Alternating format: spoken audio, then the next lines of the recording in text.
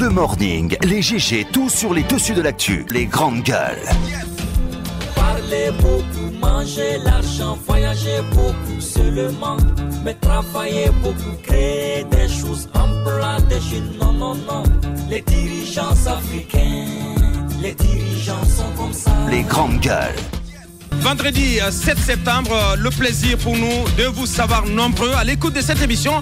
Les Grandes Gueules, une émission à retrouver tous les soirs en prime, en rediffusion sur 99.3 Suite FM ici à Conakry, dans la zone de Conakry. Vous nous écoutez également à la radio sur l'ensemble du réseau synchronisé des médias d'Adafo Média, en Guinée forestière 99.7, la même fréquence dans tout le Fouta, mais aussi dans tout le Kakadé 99 tout court. En Haute-Guinée, dans le Nabaya.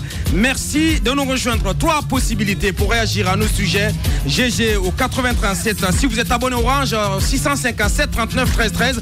Précédé de l'indicatif de la Guinée, le 00224. Vous avez aussi la possibilité d'aller sur la toile, sur www.espacefmguinée.info, notre site internet, ou sur Twitter, #EspaceGG. Et derrière, nous ferons le devoir de prendre en compte vos réactions. Au menu, en ce vendredi, la Guinée dans l'attente de l'installation des exécutifs communaux, plus de 7 mois après la tenue d'élections locales contestées en partie par l'opposition. Malgré des accords et alliances conclus en voie de lettres par les différents états-majors politiques, selon les intérêts en jeu, le chemin vers cette installation reste jonché de quelques pesanteurs. Il en est des oppositions exprimées par quelques bases politiques au sujet de ces arrangements concernant le contrôle de certaines municipalités. Il en est aussi des déclarations prêtées à des autorités religieuses et traditionnelles, déclarations qui ont rajouté aux tensions entourant cette phase d'installation de nos nouveaux élus locaux. Et c'est le cas de la commune urbaine de Kindia qui continue de focaliser les attentions ici en Guinée. Comment réagit-il à toutes ces réticences exprimées à son sujet? On pose la question ce vendredi donc au principal concerné, en l'occurrence Monsieur Abdoulaye Ba, maire sortant de Kindia. Vous l'entendrez en exclusivité sur cette antenne dans cette émission ce matin. Baisse considérable sur le budget d'investissement de l'État, une situation qui préoccupe au sein de l'opinion guinéenne. Celle-ci se pose des questions à propos, alors que le gouvernement a récemment procédé à une augmentation du prix du carburant à la pompe, ce qui, aux yeux de plus d'un, devrait non seulement permettre à l'État d'engager plus de ressources, mais aussi d'atténuer le fardeau de ces subventions de carburant, notamment à Électricité de Guinée et EDG. Par ailleurs, au sein de l'opinion guinéenne également, on reste sceptique sur la croisade annoncée par l'actuel Premier ministre Kassory Fofana contre les prédateurs des deniers publics. Comment peut-on comprendre cette baisse du budget d'investissement? Faut-il croire en Kassory Fofana en vue d'un combat acharné contre la corruption? Entre autres questions que nous nous posons ce matin. Monsieur Olomou Konikourma, il est député à l'Assemblée nationale. Vous l'entendrez dans la deuxième partie de cette émission. Merci de rejoindre l'équipe. Antoine Kourma, bonjour. Bonjour Abakar, bonjour à tous. J'aimerais juste savoir si Etienne Tshisekedi est encore commissaire à la CENI. Parce qu'Etienne, pourquoi tu dis ça? C'est important de poser la question, parce que lorsqu'un commissaire chargé des opérations à la CENI sort et confirme qu'il y a eu des pressions sur les magistrats qui ont fait qu'ils ont retiré ils ont annulé des PV des bureaux de vote, c'est très grave. Comment ça? Etienne Tshisekedi Comment c'est grave? Attendez que je finisse. Il fait des révélations, il dit clairement que l'actuel président de la CENI est sous pression du président de la République. Il répond à ce que dit le président. Il a dit clairement sur l'XFM. Abakar, si vous n'avez pas suivi une sortie, laissez qu'on vous informe, Abakar. Mais laissez-moi vous informer clairement. Alors je le dis, la sortie d'Etienne est très grave.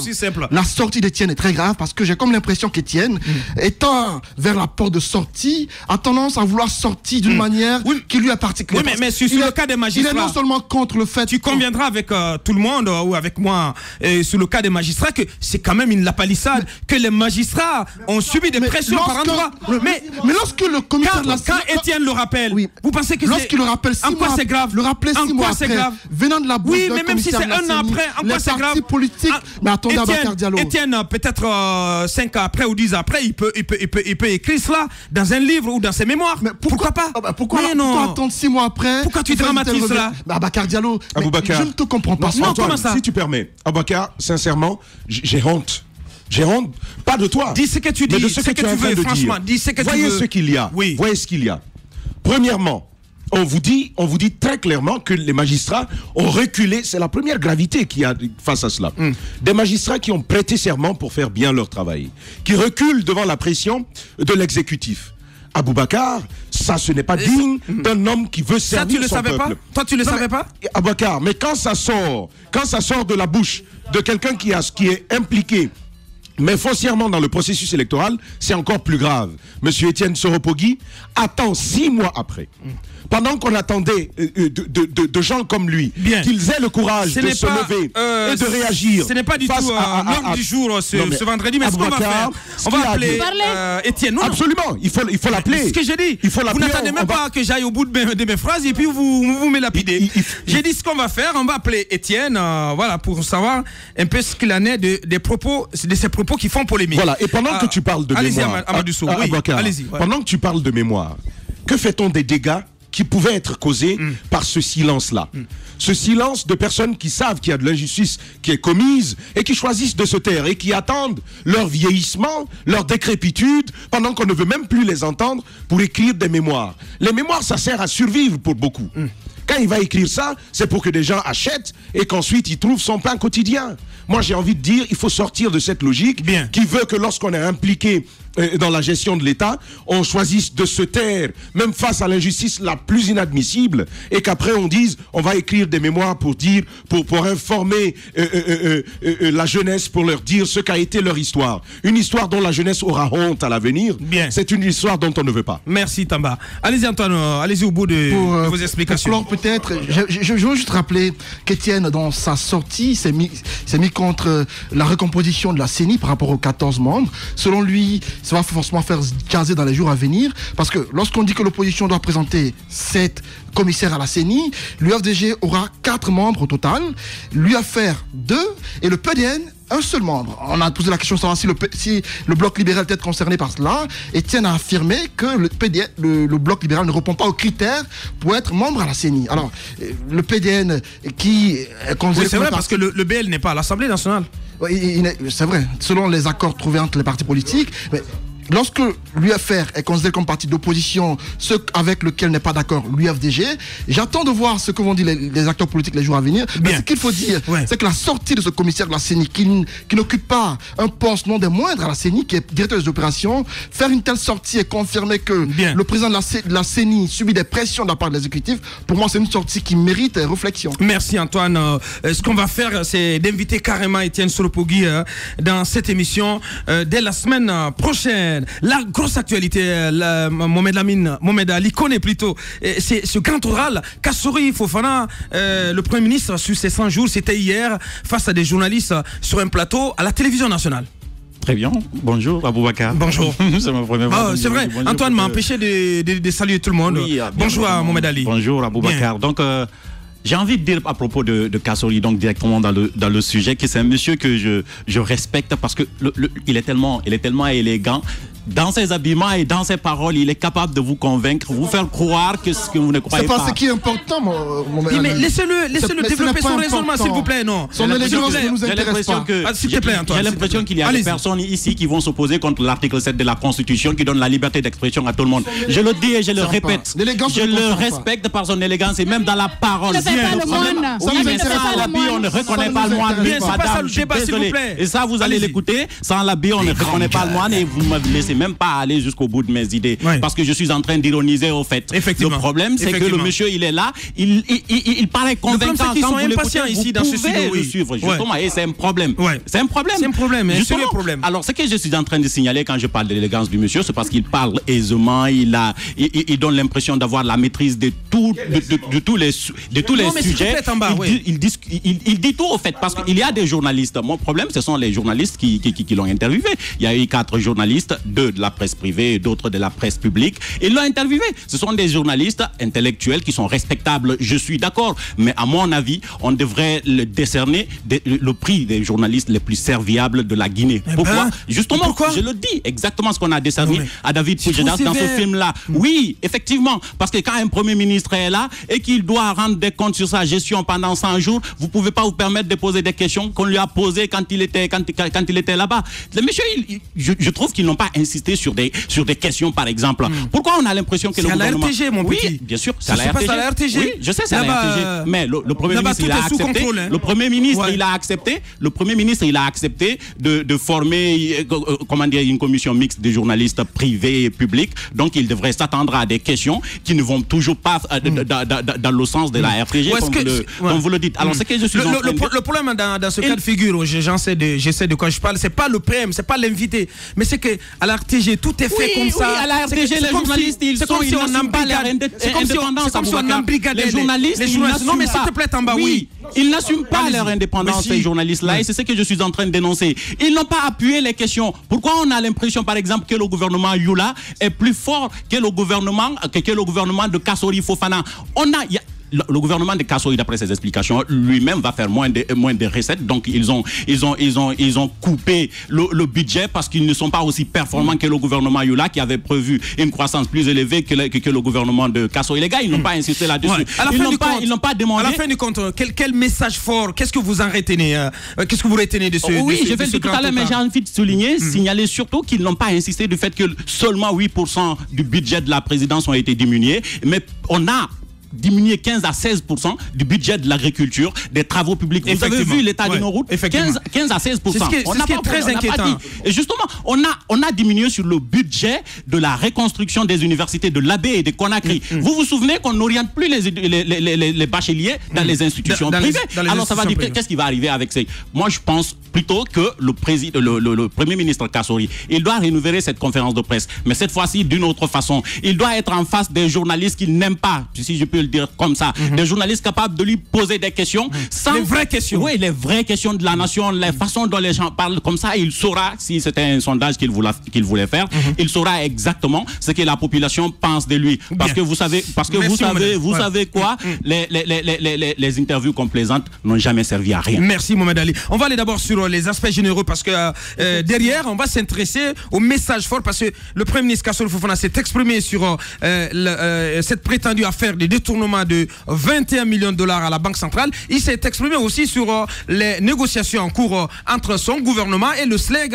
Et pour Kassori Fofana, il est impossible d'accorder donc 8 millions de francs de salaire aux enseignants de Guinée. Bassekou, vous avez suivi également ce grand oral? Oui, on a suivi ce grand oral de Kassori Fofana. D'abord, moi je pense que le cadre, à mon avis, n'était pas assez approprié. Oui, n'était pas assez approprié puisque... attendez s'il vous plaît. J'ai participé à une de ces émissions avec le Premier ministre Mamadi Youla. Il y avait à cette époque-là, Abakar Kamara dans son émission. C'est lui qui m'avait absolument. C'est lui qui m'avait invité. Et je dois vous dire une chose sincèrement, il vous donne toute la liberté de poser vos questions. S'il n'y a pas eu les questions qu'il fallait, ça c'est la faute aux journalistes. Il n'y a pas eu de restriction par rapport au cadre des questions à poser. Ce n'est pas dans ce cadre, Tamba. Ce n'est pas dans ce cadre. Ce que je veux dire, je pense que et les journalistes guinéens, à mon avis, ne se résument pas, comment on appelle, les organes de presse ne se limitent pas. C'est le format, c'est le format, oui, justement, c'est le plateau, en fait. À mon avis, il pouvait convoquer une conférence de presse pour inviter des journalistes de l'ensemble des organes de médias guinéens, à mon avis, pour poser toutes les questions, notamment sur les thématiques qui concernent la vie de la nation guinéenne. Je veux parler par exemple de la promotion du dialogue social, je veux parler de la lutte contre l'insécurité, la lutte contre la corruption, comment on appelle, je veux parler également de l'affaire de logement aujourd'hui qui s'oppose à Conakry. Donc autant de thématiques. Vous sortez de ce grand oral je ne suis pas satisfait. Je ne suis pas satisfait d'abord par le fait que les journalistes qui étaient avec Kassori Fofana, à mon avis, attendez s'il vous plaît, Aboubacar Diallo, c'est mon point de vue. Laissez-moi aller. journalistes. Non, mais si, on ne peut pas les laisser en paix parce que tout simplement, mon point de vue, parce que les bonnes questions qui concernent la vie de la nation, à mon avis, ces bonnes questions n'ont pas été posées. Merci. Parce que nous attendons Kassori Fofana, notamment sur les engagements qu'il a tenus dès qu'il a été nommé comme Premier ministre. Aujourd'hui, on en est à quel niveau? Au niveau donc de l'application de ces engagements. Je pense que c'était autant de questions, à mon avis, sur lesquelles le Premier ministre Kassori Fofana devrait se prononcer parce qu'il a pris des engagements très forts. Merci, parce que ce qu'on va faire derrière, c'est on va essayer d'angler le débat sur l'assainissement, sur le SLEG, mais aussi sur cette affaire à la Banque centrale. Madame Hiro, allez-y. Je voudrais surtout revenir sur cette affaire. Je pense que quand le cadre est toujours idéal quand il y a des journalistes qui sont invités par rapport à un débat. Je me dis que les journalistes sont libres, ils ont la latitude de poser les questions qu'il faut. Ils pouvaient quand même poser les questions qu'il fallait au Premier ministre. Mais quand vous pensez prenez... que ça n'a pas été le cas? Je pense qu'on n'a pas suffisamment insisté, notamment quand on parle de détournement. Le Premier ministre ne peut pas venir comme ça de façon orale, sans aucun élément, sans dossier sous la main, sans preuve tangible. De manière lapidaire. Voilà, il ne suffit pas, on a dépassé ce moment dans ce monde, en ce moment, dans cette période déterminée, pour dire que oui, non, ce que tel a dit, c'est faux. Qui apporte des éléments de preuve. Les journalistes qui ont investigué. Cette sortie ne met pas du tout fin à la polémique. Non, mais attendez, c'est pas une polémique, c'est une investigation qui a été faite avec des éléments de preuve à l'appui. Je pense que pour répondre à ces questions, à toutes ces questions que se posent les Guinéens, il fallait venir avec des éléments tangibles, notamment des documents à l'appui pour expliquer aux Guinéens. C'est pas une question d'acharnement, c'est pas une question de personne. On ne veut pas ternir l'image de quelqu'un. C'est qu'il y a des transactions qui ont été faites, mais pas dans les règles de l'art, et les Guinéens s'interrogent là-dessus. C'est tout. Moi, je pense qu'il fallait venir avec des éléments tangibles sous la main pour expliquer que ce que tel a dit... C'est trop facile. C'est trop facile de balayer les accusations, de dire ouais, c'est faux, c'est pas possible. Balayer du revers de la main en disant que c'est faux. Je pense que c'est pas suffisant. Il faut venir avec des éléments tangibles, mais s'il le faut, même venir avec des travailleurs de cette société dont on parle, des techniciens de cette société pour qu'ils expliquent réellement, ou des techniciens de la Banque centrale qui expliquent réellement comment les choses sont en train de se passer. Mais quand le Premier ministre dit qu'il y a un audit régulier qui se fait à la Banque centrale, est-ce que c'est suffisant théoriquement? Théoriquement, on connaît comment les audits se passent ici. On a commandité combien d'audits qui ont été menés ici. Après, les dossiers sont mis dans les tiroirs. Il n'y a pas eu de suite. Mais l'autre sujet que je voudrais toucher par rapport à cette interview qui a été faite avec le Premier ministre, par rapport au dialogue social, quand le Premier ministre nous ramène 27 ans en arrière en prenant un exemple sur la Côte d'Ivoire, mais le monde évolue, on n'est pas 27 ans en arrière, on est en 2018. Il parle l'exemple de 91 en Côte d'Ivoire par rapport à la loi anti-casse, que si il vaut mieux, je ne sais quoi, par rapport à son refus de laisser les gens organiser des manifestations politiques, les manifestations en Guinée. Je pense qu'il ne faut pas aller en arrière. Le monde évolue et il faut se conformer aux réalités du moment. Quand les gens demandent à manifester, c'est consigné dans notre constitution. Il faut savoir comment ça devrait se passer. Par exemple, les manifestations sociales qui s'organisent ici, est-ce qu'il y a des casses qui se font? Il n'y a pas de casses. On ne peut pas mettre tout le monde dans le même panier, interdire de façon générale toutes les manifestations. Il y a des citoyens qui ont besoin de s'exprimer en faisant des sittings, des meetings, en faisant des marches pacifiques qui ne sont pas forcément soldées. Pour vous, cette communication du PM, c'est un raté. C'est un gros raté. C'est un raté. Prendre un exemple de 27 ans en arrière, ça veut dire que vous n'êtes pas en phase avec la réalité. Vous êtes déphasé. Merci, Madame Hiro. Allez-y, Antoine.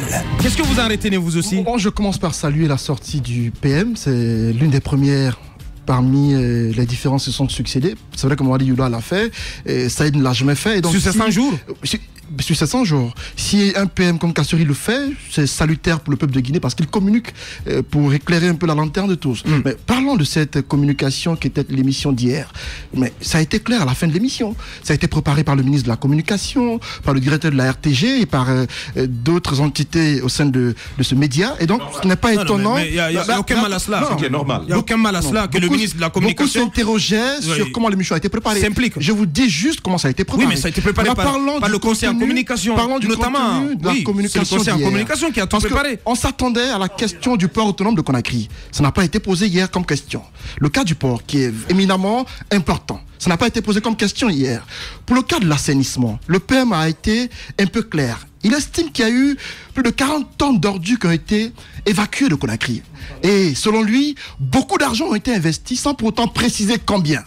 On ne peut pas, dans une telle communication, omettre de dire au peuple de Guinée combien ont été investis dans l'assainissement de Conakry par rapport à cette question des week-ends ou encore de samedi d'assainissement. Les samedis d'assainissement ont été décrétés, on le fait chaque dernier samedi du mois, mais comment se fait-il qu'on assainisse Conakry et qu'on ne sache pas combien sont utilisés par chaque samedi pour assainir notre capitale? C'est vrai qu'il nous a parlé un peu de la quantité d'ordures qui ont été sorties de Conakry, 40 tonnes notamment, mais ces 40 tonnes, combien ont été investi pour évacuer Conakry de ces 40 tonnes-là? On voulait bien le savoir, mais comme on l'a dit, il n'y a pas eu d'insistance autour des questions posées. Il y a eu le cas du transport. Le PM estime que sous son aire, enfin Conakry ou encore la Guinée a eu un service public de transport. C'est-à-dire c'est sous son aire que les 40 bus donnés par la Turquie ont été mis en circulation. Le train Conakry Express a repris du service sous son aire. Et donc il a estimé qu'il a été beaucoup plus concret par rapport à ses prédécesseurs qui en leur temps n'avaient pas de service public en Guinée. Et donc, sous l'ère Kassori, on a un service public de transport avec les bus et également le train. Mais parlons surtout du cas de la BCRG, parce que le Premier ministre a semblé dire que l'enquête menée par les journalistes n'était pas fondée et que c'était foncièrement faux, c'est-à-dire sans pour autant apporter d'éléments de preuve, parce qu'il a estimé que dans ce pays, il y a trop de rumeurs, et donc il a pris le soin d'appeler et comprendre ce qui n'allait pas. On lui a expliqué qu'il n'y avait pas eu de détournement à la Banque centrale, et il s'en tient à ça pour dire que les comptes de la Banque centrale sont certifiés, et donc il n'y a eu aucun détournement tel que stipulé par les journalistes, sans pour autant nous dire quels sont les éléments qu'il a sous la main pour contredire l'enquête des journalistes. L'autre chose, pour clore peut-être, c'est que lorsque le Premier ministre, dans sa communication parlant de corruption, estime que les deux qui ont été révoqués de leurs fonctions, notamment Paul Moussa Diawara et Ousmane Camara de l'OGC, il estime, il a reconnu que ce n'est pas un dossier qu'il a initié, il a trouvé sur la table, et donc il n'a fait que poursuivre le travail de son prédécesseur. Mais lorsque j'ai entendu ces propos-là, mais ça me permet de dire que Kassori n'a rien fait par rapport à la corruption dans ce pays. On a estimé que Kassori a dit que c'est zéro tolérance pour la corruption, mais je me rends compte qu'il n'a pratiquement rien fait depuis les 3 mois qu'il est arrivé en fonction pour lutter contre la corruption. Si la révocation de Paul Moussa et de Ousmane Camara sont le fait de Mamadi Youla, mais qu'est-ce qu'il a fait Kassori pour lutter contre la corruption? Parce qu'il estime qu'il n'a aucune preuve contre les autres régies financières dans notre pays. Il ne faut pas aller trop vite en besogne non plus, Antoine. Pas du tout, mais parce qu'il n'y a rien qui est fait par lui. Non, mais il faut attendre de savoir ce qui va se passer. Allez-y. Le Premier ministre Kassori dépend de l'objectif. Au fait, s'il veut juste qu'on retienne que lors de ces 100 jours, il a fait une interview et avec une commission mixte de journalistes privés et publics, ça on peut le retenir. Comment ça, une commission mixte? On a pris 2 journalistes privés, non? Plus journalistes, c'est ça, c'est ce qu'ils se disent, c'est ce qu'ils ont dit. Ils ont mis une commission d'interrogation composée de journalistes de journalistes publics et privés, c'est ce qu'on a vu là-bas. S'il veut qu'on retienne cela, on peut comprendre. Sinon, cette interview, si c'est pour convaincre, nous faire comprendre ce qu'il est en train de faire, il s'est raté, on n'a rien compris. Il doit reprendre. Souvenez-vous que Macron, lorsqu'il est passé sur TF1 et il a expliqué son programme face aux journalistes de la télévision nationale, après les gens, ils n'étaient pas convaincus, il allait chercher Jean-Jacques Bourdin. Vous savez qui c'est? Jean-Jacques Bourdin, Edoui Plenel, des journalistes redoutables qui étaient informés et qui sont venus l'interroger pas une seule fois, ou peut-être même une seule fois. On l'a appelé monsieur le président de la République, mais il a répondu à toutes les questions sans se fâcher. Ça, c'est de la grandeur. Merci Mohamed Ali. Tamba, le Premier ministre, dans ce grand oral, il a abordé les questions d'assainissement, mais aussi il est revenu sur les négociations, et pour lui, il est impossible pour son gouvernement de satisfaire à cette principale revendication du SLEG concernant un salaire de base de 8 millions de francs guinéens. Alors, j'ai envie d'y arriver. Ça risque de faire... Tout à l'heure. Ça risque de déménager. Mais ce que je vais dire, je le dis à la décharge de nos confrères qui ont interrogé le Premier ministre. J'ai quand même remarqué que les journalistes ne sont jamais satisfaits d'interviews qui ne sont pas menées par eux-mêmes. Il y a toujours des remarques à faire. Edwidge Plenel et Jean-Jacques Bourdin, des journalistes se sont levés contre ces 2 métronomes de l'interview en France, et ils ont dit qu'ils n'avaient pas suffisamment posé de très bonnes questions. Maintenant, revenons à ces bouts, à ces thèmes qui ont été abordés lors de l'interview par le Premier ministre. Moi, j'ai envie de commencer avec l'insécurité, dont il a dit qu'elle a reculé de 10 points. Parce que de 25, je crois, à 35, de 35, pardon, à 25% aujourd'hui. Donc de 10 points de recul. Moi, j'ai envie de dire, qu'est-ce qu'il appelle finalement insécurité? Je pense que le Premier ministre doit prendre en compte... Comment a-t-il mesuré cela? Ah oui, ça c'est la très très bonne question. Pour un département où il n'y a jamais de chiffres, chaque fois on a reçu un ministre de la Sécurité ici, on a posé des questions, il n'y a jamais eu de statistiques là-dessus. Tu as failli bien dire ministre de l'Insécurité. Ministre de l'Insécurité, j'ai bien envie de savoir comment est-ce que ces chiffres ont été mesurés. Moi j'ai envie de dire que si l'insécurité, d'après les termes du Premier ministre, a reculé en Guinée, c'est parce que tout simplement ils conçoivent que les manifestations d'ordre social et politique en Guinée font partie d'éléments de l'insécurité. Parce qu'on interdit les manifestations qui sont constitutionnellement autorisées, on les interdit et on veut nous dire que l'insécurité a reculé. Et par le même moment, il faut souligner le recul de la démocratie. Parce que nos confrères, quand même, ils auraient dû aborder un tel sujet. L'insalubrité. Le Premier ministre parle d'accompagnement de l'Union européenne qui va aider à accompagner la Guinée dans le cadre de l'insécurité. Moi, ce que j'aurais aimé entendre, c'est ce qui va être fait pour mobiliser les structures internes, pour mobiliser les forces guinéennes elles-mêmes autour de la question de l'insalubrité. Parce qu'on ne peut pas toujours compter sur les partenaires étrangers pour sortir nos ordures de Conakry. Il faut quand même organiser ce milieu-là. Ouais. Est-ce qu'il nous faut par exemple une structure qui soit indépendante, une structure privée par exemple, qui travaillerait avec l'État? Qu'est-ce qui va être fait au niveau de la pré-collecte, de la collecte et du transport des ordures? Qu'est-ce qui est fait au niveau de la transformation? Oui. Tout cela, on aurait dû aborder cela, donc des politiques durables en matière d'assainissement. Moi, c'est des démarches que j'aurais attendues. Et le Premier ministre, je pense que là, il faut faire très attention. Les négociations avec le SLEG, vous savez ce qu'il en est. Il demande 8 millions. Lorsque le Premier ministre, qui est chargé du dialogue politique et social, une attribution constitutionnelle, vous dit très clairement, il est impossible pour nous de payer les 8 millions au SLEG, c'est comme si celui-là qui était censé faciliter le dialogue le rend plus difficile dès l'entame même des négociations. Mais là, il est en train d'agir comme Alpha Condé qui donne des instructions pendant que les gens sont en train de négocier. Absolument. Voilà, lui, il prend tout le monde de court, il dit rien n'est possible, on ne vous donnera rien. Ça met, comme on dit, ça met du plomb dans l'aile des négociateurs côté gouvernement, mais également côté SLEG. Si Abakar... ça veut dire tout simplement que ceux qui se mènent comme négociation, c'est une perte de temps. Ça n'a aucun sens. C'est une perte de temps, il faut laisser tout simplement aller. Ouais. Et Antoine Kourouma l'a dit, ce défaut de chiffres. On ne peut pas passer 100 jours à la tête d'un gouvernement et venir simplement annoncer de simples tendances non chiffrées.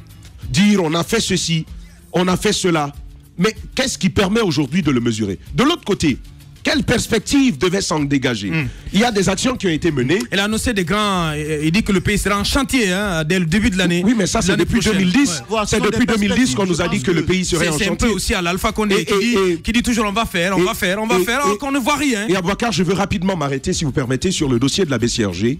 On ne peut pas simplement venir sur des déclarations, des dénonciations aussi graves, des révélations aussi graves que celles que nous avons faites dans ce studio, et venir tout simplement utiliser une expression, c'est totalement faux. 4 mots pour bouter en touche tout ce qui a été dit et qui est consistant. Pourquoi c'est consistant? On dit aux Guinéens que des fonds qui devaient tomber dans les caisses de nos comptes du côté de Dubaï, une année après qu'ils aient quitté Conakry, ils n'y sont pas encore. Comment est-ce que vous expliquez ça? Le Premier ministre doit nous donner plus. Parce que de toute façon, lundi encore, on reviendra sur ce dossier-là. On peut continuer à nous tacler comme ça. L'affaire est loin d'être close, comme je le dis, de manière lapidaire. Mais de toute façon, je vois tous ces gars de RPG qui s'agitent dans des Français, mais tirés par le cheveu. Mais c'est incroyable. Moi, Ali Kodé qui me montrait un poste. Mais ça... Je vous assure que ça nous glisse sous la peau. Pas répondre aux polémiques. Moi, je ne réponds pas du tout. Je vais parler du secteur des transports en Guinée. Parce que ça, c'est une préoccupation. En une minute, s'il te plaît. Oui, en une minute. Et le Premier ministre dit qu'on a pu relancer Conakry Express, on a pu mettre en circulation une quarantaine de bus. Des bus de quelle qualité aujourd'hui? Vous le savez combien aujourd'hui sont en panne, avec également cette grève dans des travailleurs de Conakry Express du côté du ministère des Transports. Oui. Et également la question des dockers au niveau du port autonome de Conakry qui demande même le départ du ministre des Transports Aboubacar Souma. Je pense qu'au-delà de tout ça, aujourd'hui vous constatez que les ouvrages de franchissement à l'intérieur du pays, vous le savez, sont en train de céder. Il annonce de grands travaux routiers. Non, attendez, s'il vous plaît. Oui, mais pendant ce temps, on a réduit dans la loi de finances rectificative 2018 les dépenses d'investissement de l'État. Donc ça veut dire qu'en réalité, que le budget qui doit servir par exemple au niveau du ministère des Travaux publics pour procéder à la réparation de ces ouvrages de franchissement, en réalité, on n'aura aucun copec. Et pendant ce temps, du côté de Guékédou, ce sont des centaines de camions. On en parle tout à l'heure, Bassego. Voici pour le moment tout ce qu'on pouvait dire sur ce grand oral, sur cette sortie médiatique du Premier ministre Kassori Fofana. C'était hier chez nos confrères de la RTG. Et ce n'est pas tout, on y revient. Radio Espace, les grandes gueules. Leur spécialité, c'est la démesure totale. Tant qu'ils ne changeront pas, nous ne changerons pas non plus. Les grandes gueules, à suivre tous les jours sur la radio d'opinion. Radio Espace.